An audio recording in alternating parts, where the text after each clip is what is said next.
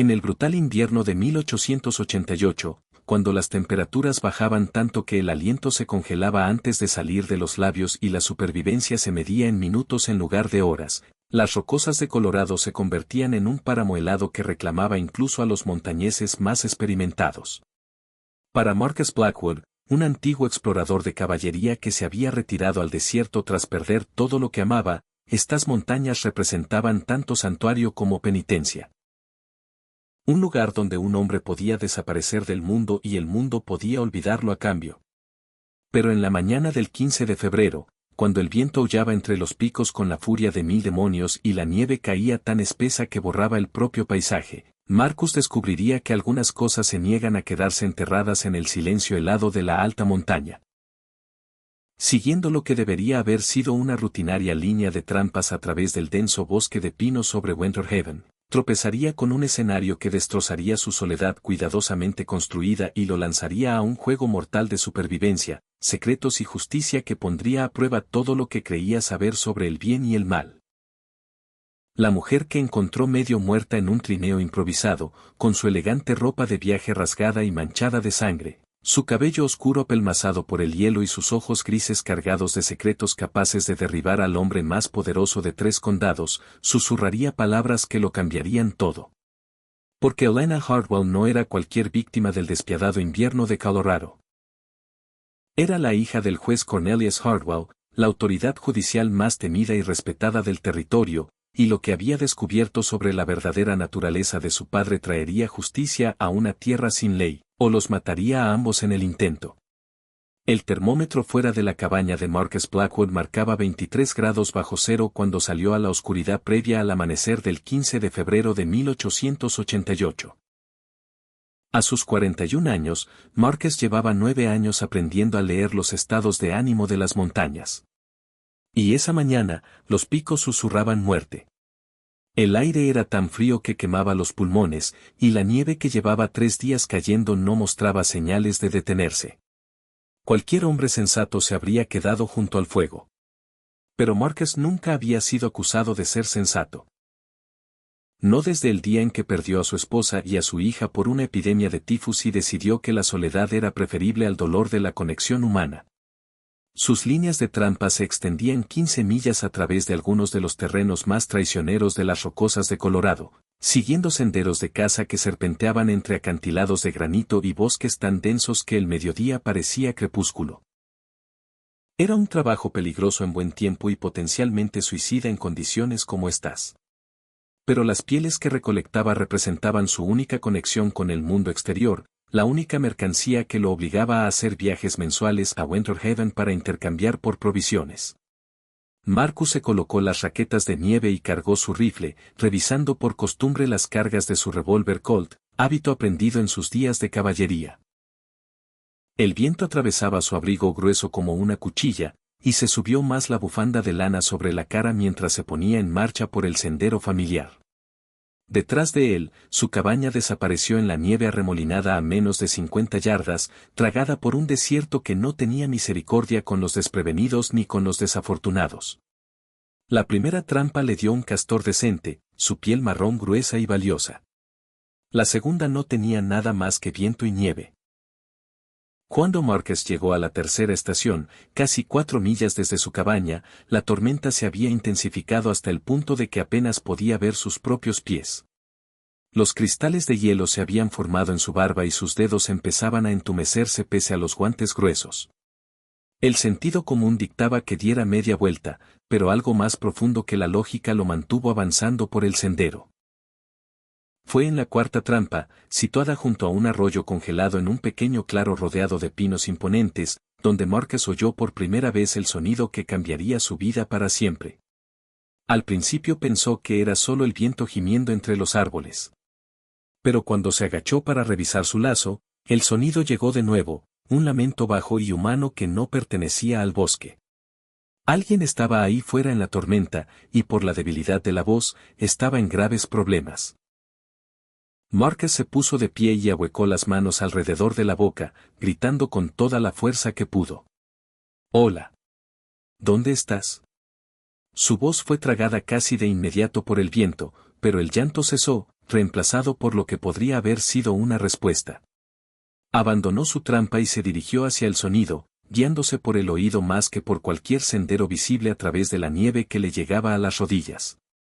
Lo que encontró a 30 yardas más adentro del bosque lo detuvo en seco. Un trineo improvisado, claramente hecho con desesperación de ramas de pino y tiras de cuero, estaba inclinado contra un tronco caído. Acurrucada bajo lo que parecía un abrigo de viaje y varias mantas había una joven mujer, su rostro pálido como la nieve a su alrededor y sus labios azulados por el frío. Su cabello oscuro estaba apelmazado por el hielo. Y cuando abrió sus ojos grises para mirarlo, Marcus vio una mezcla de esperanza y terror que hablaba de experiencias que ninguna dama debería haber soportado. «Ayúdeme», susurró, su voz apenas audible sobre el viento. «Por favor». Marcus no dudó. En un movimiento fluido la levantó del trineo, mantas y todo, y la acunó contra su pecho. Apenas pesaba, y podía sentir su cuerpo temblando de hipotermia a través de las capas de tela.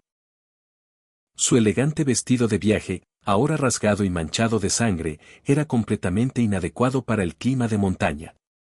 Lo que la había llevado a este infierno helado no había sido un viaje planeado. «Te tengo», dijo, aunque dudaba que pudiera oírlo sobre la tormenta. «Vas a estar bien». El regreso a su cabaña se convirtió en una carrera contra el tiempo y el clima. Marcus conocía los signos de hipotermia severa, y esta mujer los mostraba todos. Su temblor se había vuelto irregular, su habla era confusa y su piel adquiría el aspecto ceroso que precede a la congelación. Incluso si lograba llevarla a calor y refugio en la próxima hora, no había garantía de que sobreviviera. Luchando contra la nieve que parecía decidida a arrastrarlo al suelo, Marcus avanzó por un sendero que desaparecía rápidamente bajo la nieve fresca. Sus propias extremidades empezaban a entumecerse y 2 veces tropezó con obstáculos ocultos que lo hicieron caer de rodillas.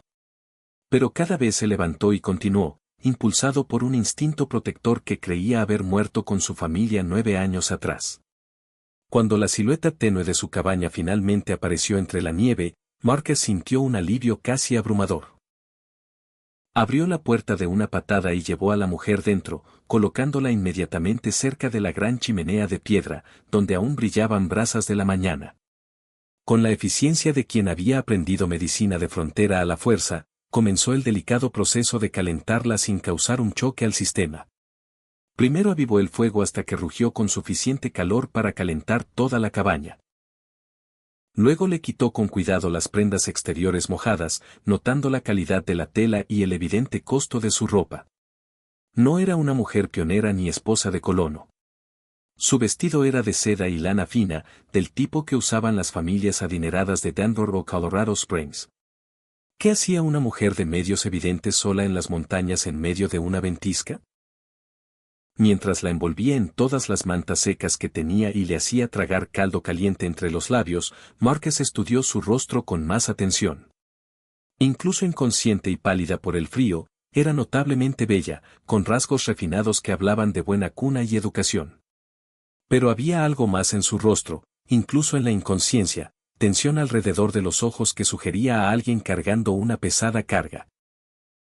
Pasaron casi 3 horas de atención constante antes de que su color comenzara a mejorar y su respiración se volviera más regular.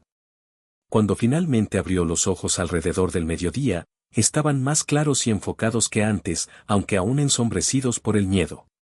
¿Dónde estoy?, preguntó, su voz más fuerte que el susurro que había oído en el bosque. «En mi cabaña, a unas 15 millas al norte de Winter Haven», respondió Marcus, entregándole una taza de té caliente. «Te encontré en el bosque, medio congelada. ¿Cómo te llamas?» Ella dudó solo un instante antes de responder. «Elena. Elena Harwell». El nombre golpeó a Marcus como un golpe físico. Harwell. El juez Cornelius Hartwell de Winter Haven. El hombre más poderoso en 3 condados, conocido por su control férreo de la ley y el orden en el territorio. Un hombre cuya palabra era ley y cuyo juicio nunca se cuestionaba. ¿Qué hacía la hija del juez sola en una ventisca a millas de cualquier asentamiento? «Hija del juez Harwell», dijo Marcus. No era una pregunta. El miedo cruzó el rostro de Elena y miró hacia la puerta como calculando si tenía fuerzas para correr. Sí. Y supongo que eso cambia las cosas. ¿Por qué iba a cambiarlas? Porque mi padre tiene enemigos. Gente que podría ver en secuestrar a su hija una forma de vengarse. Se acercó más las mantas, pero Marcus vio que temblaba, no solo de frío. Entiendo si no puedes ayudarme. Entiendo si me entregas a ellos. ¿Entregarte a quién? Pero Elena había cerrado los ojos y parecía luchar contra las lágrimas. A los hombres que me perseguían, susurró. A los hombres que mi padre envió para matarme. La declaración quedó suspendida en el aire entre ellos como humo del fuego. Pesada con implicaciones que Marcus no estaba seguro de querer entender. El juez Cornelius Hartwell era muchas cosas, severo, inflexible, temido por los criminales en todo el territorio. Pero la idea de que enviara hombres a matar a su propia hija parecía imposible de creer.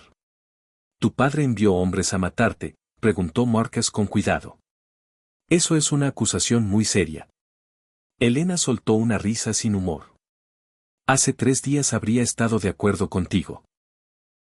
Habría dicho que mi padre era el hombre más honorable del territorio de Colorado, un pilar de justicia y autoridad moral. Aceptó otra taza de té con manos que aún temblaban. Pero hace 3 días no sabía qué clase de hombre era realmente. Marcus se sentó en la silla frente a ella, su rifle al alcance. 9 años de vida en la montaña le habían enseñado a desconfiar de los extraños, especialmente de aquellos con historias demasiado dramáticas para ser ciertas, pero el terror genuino en los ojos de Elena era difícil de fingir. Y el hecho de que la hubiera encontrado medio muerta en una ventisca sugería que alguien había hecho todo lo posible para asegurarse de que no sobreviviera para contar su historia. ¿Qué pasó hace 3 días? Elena miró el fuego durante un largo momento antes de hablar. Fui al estudio de mi padre a devolver un libro que había tomado prestado. La puerta estaba entreabierta y pude oír voces dentro. La de mi padre y varias otras que no reconocí. Estaban hablando de la familia Brennan. Marcus conocía el nombre. Los Brennan habían sido dueños de un próspero rancho a 15 millas al sur de Winter Haven hasta el otoño pasado, cuando los encontraron muertos en su casa incendiada. El juez Hartwell había dictaminado que fue un accidente causado por una lámpara volcada durante una discusión familiar. El caso se cerró rápidamente con poca investigación. Debería haberme ido inmediatamente, continuó Elena. Pero algo en su tono me hizo detenerme y escuchar. Hablaban de cómo deshacerse de la propiedad Brennan, de cómo dividir las ganancias de la venta de la tierra. Su voz bajó a un susurro apenas audible. Y entonces mi padre dijo algo sobre los niños, sobre cómo gritaron cuando empezó el fuego. ¿Qué dijo exactamente? Se rió. Realmente se rió cuando uno de los otros hombres describió cómo la pequeña Mary Brannan había intentado meterse debajo de la cama para escapar de las llamas. Elena apretó los puños. Asesinaron a toda esa familia, Marcus. Padres, 3 niños, incluso la abuela, todo por un pedazo de tierra que podían vender al ferrocarril. Marcus sintió un peso frío asentarse en su estómago. El caso Brennan lo había inquietado en su momento. La familia era bien querida y exitosa, sin enemigos conocidos ni problemas financieros. Pero la investigación del juez Hartwell había sido rápida y concluyente, y nadie se había atrevido a cuestionar sus hallazgos. ¿Estás segura de lo que oíste? Oí cada detalle. Cómo atrancaron las puertas para que nadie pudiera escapar. Cómo vertieron aceite de carbón alrededor de la casa para asegurarse de que ardiera rápido. Cómo esperaron entre los árboles para asegurarse de que no hubiera sobrevivientes. Elena se limpió las lágrimas de las mejillas. Lo planearon durante semanas, esperando la noche perfecta en la que no hubiera testigos. ¿Cómo supieron que estabas escuchando? Intenté alejarme de la puerta, pero tiré un jarrón en el pasillo. Se hizo añicos y todos en el estudio se quedaron en silencio. Elena se estremeció al recordar. Mi padre salió a la puerta y me vio allí de pie. La mirada en su rostro, era como si viera a una extraña o a un problema que necesitaba resolverse. ¿Qué hiciste? Corrí a mi habitación y fingí que había estado durmiendo. Cuando mi padre vino a comprobarme, actué confundida por el ruido. Dije que acababa de despertarme de una pesadilla. Miró a Marcus con ojos que habían envejecido años en los últimos días. Pero pude ver en sus ojos que no me creía. Sabía que lo había oído todo. Marcus se levantó y se acercó a la ventana, mirando a través de las contraventanas la tormenta que aún rugía afuera. La nieve seguía cayendo con fuerza. La visibilidad era casi nula. Si los hombres de Harwell la estaban rastreando, el clima haría su trabajo casi imposible, pero también haría la huida igual de difícil. ¿Cómo escapaste de Winter Haven? Esperé hasta la mañana siguiente, luego le dije a mi padre que iba a visitar a mi amiga Sarah Morrison en Silver Creek. Pareció aliviado de que me fuera del pueblo. Elena soltó una risa amarga. Por supuesto, estaba planeando que me mataran en el camino, donde pareciera un accidente. ¿Cómo lo sabes? Porque me alcanzaron a 5 millas del pueblo, 3 hombres a caballo, incluido el submarshal Crawford.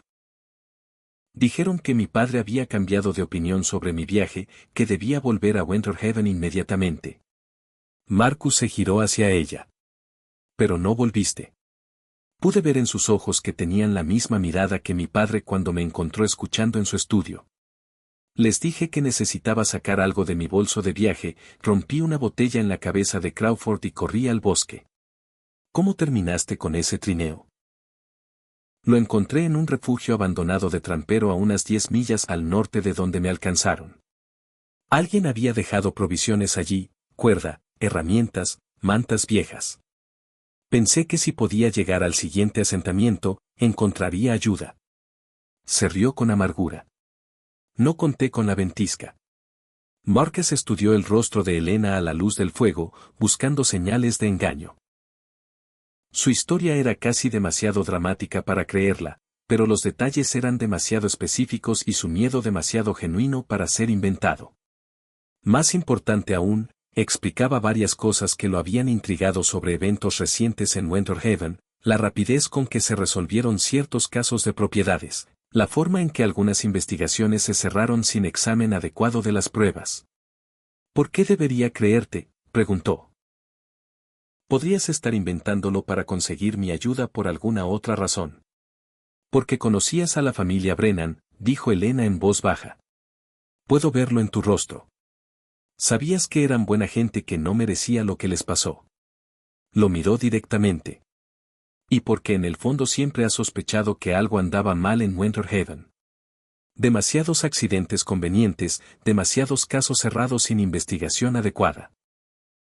Marcus guardó silencio un largo momento, recordando el rostro honesto de Thomas Brannan y la forma en que la pequeña Mary Brannan le había saludado durante su última visita al pueblo. Si lo que Elena decía era cierto, esos niños habían muerto aterrorizados y solos, asesinados por nada más que dinero y tierra. Incluso si te creo, dijo al fin, ¿qué podemos hacer al respecto? Tu padre es la ley en este territorio. Tiene diputados, conexiones, influencia que llega hasta Denver. La palabra de un hombre contra la suya no será suficiente. No es solo la palabra de un hombre, respondió Elena. Sé dónde guarda mi padre sus papeles privados, incluida la correspondencia con los hombres que lo ayudaron a planear los asesinatos. Hay pruebas que podrían derribar toda su operación. Se inclinó hacia adelante con intensidad. Pero solo si llegamos a ellas antes de que las destruya. ¿Nosotros? No puedo hacer esto sola, Marcus. Necesito a alguien que conozca las montañas. Alguien que pueda ayudarme a volver a Winter Haven sin ser atrapada. Sus ojos grises suplicaban. Sé que es peligroso. Sé que te estoy pidiendo que arriesgues tu vida por alguien que apenas conoces, pero esos niños merecen justicia. Marcus caminó de nuevo a la ventana, mirando la tormenta que había traído a Elena a su cabaña. Durante 9 años había evitado exactamente este tipo de situación. Las complicaciones emocionales y las obligaciones morales. Pero la imagen del rostro asustado de Mary Brannan no lo dejaba en paz, y se encontró pensando en su propia hija, que habría tenido aproximadamente la misma edad. Esto no es tu pelea, dijo Elena suavemente. No tengo derecho a pedirte que te involucres, pero lo hago de todos modos, porque no tengo a nadie más a quien recurrir y porque creo que eres el tipo de hombre que no puede alejarse cuando han asesinado a niños y sus asesinos caminan libres. Marcus asintió lentamente, comprendiendo que sus 9 años de aislamiento pacífico estaban a punto de terminar. Elena Harwell no había traído solo una historia a su cabaña. Había traído una elección entre la seguridad de la soledad y la peligrosa obligación de la acción moral. Y a pesar de todo lo que se decía sobre evitar complicaciones humanas, sabía que no podía alejarse de niños asesinados, como no había podido dejar a Elena morir en la nieve. De acuerdo, dijo. Lo intentaremos, pero lo haremos a mi manera, con precisión militar y máxima cautela. Un error nos matará a los dos. El alivio inundó el rostro de Elena. Gracias. Gracias por creerme, por estar dispuesto a ayudar. No me agradezcas todavía, advirtió Marcus. Agradéceme si seguimos vivos cuando esto termine. Pero incluso mientras hablaba, Marcus ya estaba comenzando a formular un plan. Sería peligroso, probablemente suicida, pero podría funcionar. Y si lo hacía, el juez Cornelius Hartwell aprendería que algunos secretos se niegan a quedarse enterrados, no importa cuánto poder e influencia ejerza. La tormenta afuera se estaba debilitando, pero la verdadera tempestad apenas comenzaba.